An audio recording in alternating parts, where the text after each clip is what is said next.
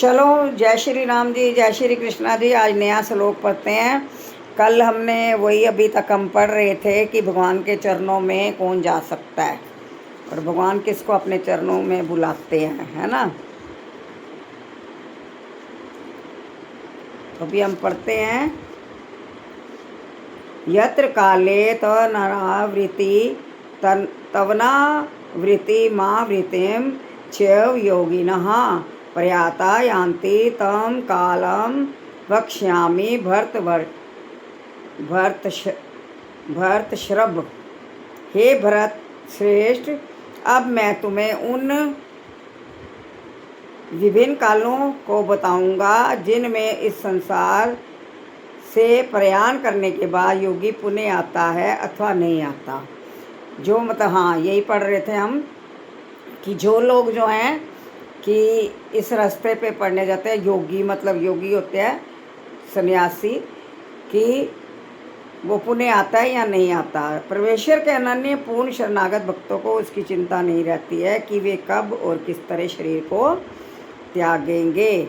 वे सब कुछ कृष्ण पर छोड़ देते हैं और इस तरह सफलतापूर्वक प्रसन्नता सहित भगवान धाम को जाते हैं। हाँ, जो मनुष्य देखो, यदि हम करते रहेंगे प्रयास करते रहेंगे भक्ति का, हम हठी बने रहेंगे। हठी मतलब कि हमें करना ही करना है, सुस्ती नहीं लानी है। सुस्ती लाओगे एक बारी दो बारी तो छूट जाएगा सब। तो वो तो उनको चिंता ही नहीं रहती कि मृत्यु तो पता है कि सच्चाई है, मृत्यु सच्चाई है हर एक की। बूढ़ा बच्चा पता नहीं कब आ जाएगी, पता नहीं, क्योंकि वो हर वक्त मंडरा रही है साथ में। तो उनको चिंता नहीं रहती है कि मौत आनी है वो तो।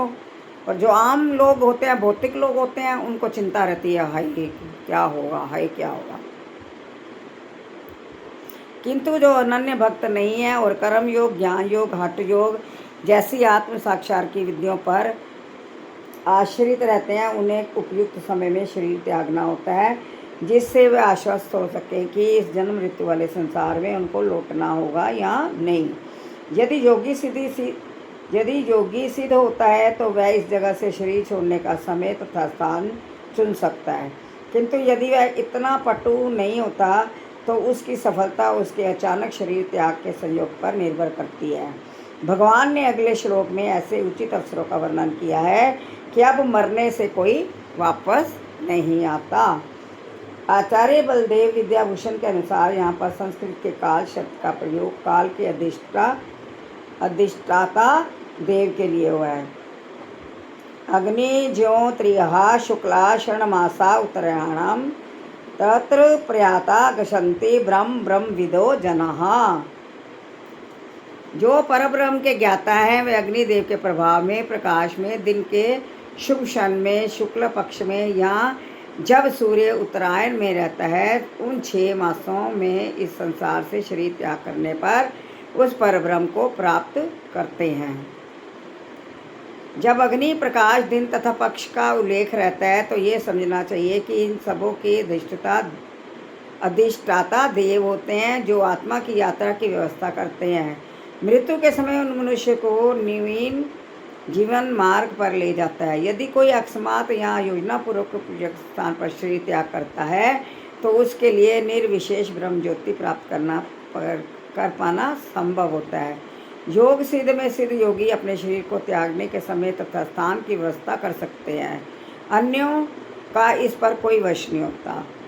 यदि संयोगवश वे शुभ मुहूर्त में शरीर त्यागते हैं तब तो उनका जन्म मृत्यु के चक्र में लौटना नहीं पड़ता, अन्यथा उनके पुनरावर्तन की संभावना बनी रहती है।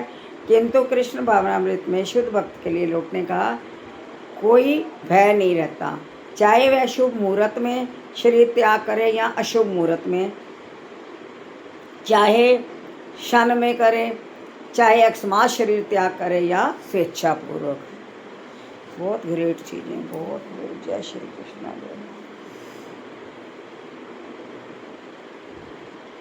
वर्णन करना ही मतलब बहुत वो है कि भगवत गीता